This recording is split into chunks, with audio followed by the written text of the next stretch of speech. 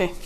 Now in this video we're going to attach the speakers, the music rack, and such. So these braces here are for the music stand. You'll have a little hole on the top. This goes up. There we go. So right here on the back of the keyboard, you see two holes there, and we're going to take and insert the bracket. Then on this side, we'll do the same thing. Insert the bracket. Then we have the speaker stands. They attach the same way.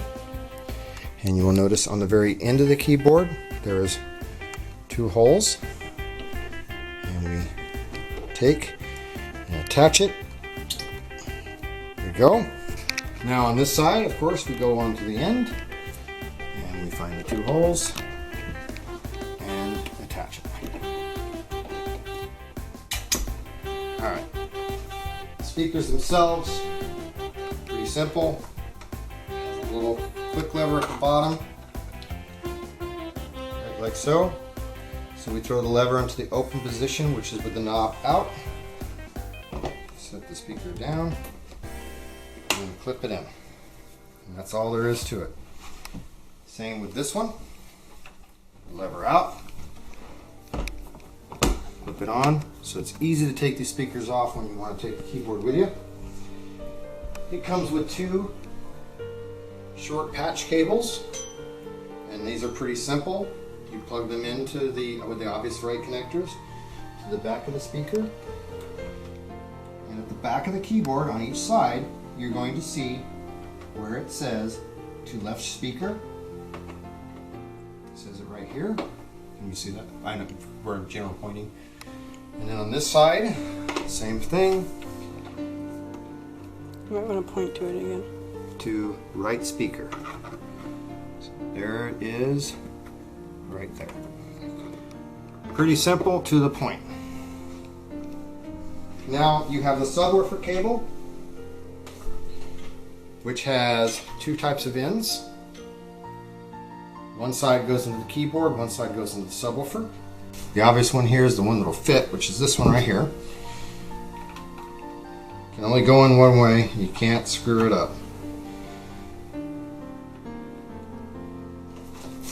Right here in this section right here is where you plug the subwoofer in. You've got the 1/4" phone jack and the special adapter.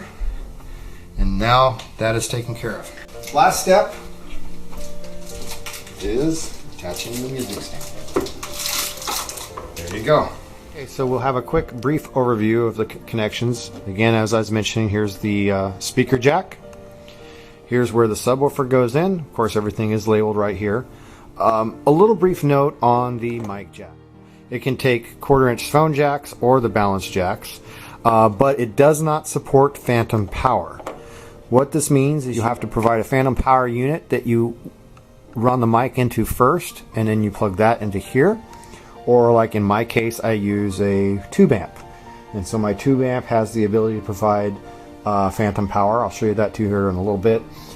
And then you can run that into the keyboard. So if your mic requires power, you will have to get one of those. I also have a second set of speakers that I use with it. You will connect those to the main left and main right. These will automatically be controlled by the volume level on the keyboard. A few other things that I'm not using at the moment. This is for your video out, VGA or composite. This is the MIDI in and out. They've got two of them. Now just a note, we'll discuss this more when I actually go to show you how to configure the MFC controller. Primarily you'll use the MIDI in on the B input. You'll use MIDI in. But first, when you set up your MFC 10, you have to run a setup script to it. It's really easy. I'll go into more detail in another video, but to get you started, if you want to try it, you actually plug the MIDI out into the MIDI in on the controller, on the foot controller, and in the MFC configuration on the Tyros, you tell it to send the setup information to it, and that will configure the MFC to work with the Tyros. Over here we've got your basic jacks for your foot pedals, so they plug in there, and then I use this extra USB jack to use as a power.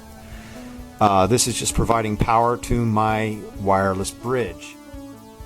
That's just the basic hookup for the keyboard on the back. It is pretty simple. There's not a lot to explain about it. It's all labeled. That'll get you all set up with the basic configuration of the Tyros. So real quick, I was just discussing the phantom power. Again, what I use is a preamp, a tube preamp for my microphone, and it's pretty well labeled on the back. Get that in focus there. Don't know if you can see that. It is labeled in the back. I know you can't see it, but you have your input and output. Of course, you run the output from the preamp to the input on the Tyros.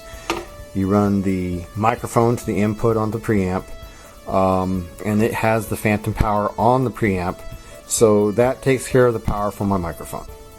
So that covers all the basic connections for your Tyros. So have fun playing, and again, tomorrow we'll be going over how to configure the MFC foot controller and how to set that up completely on the Tyros.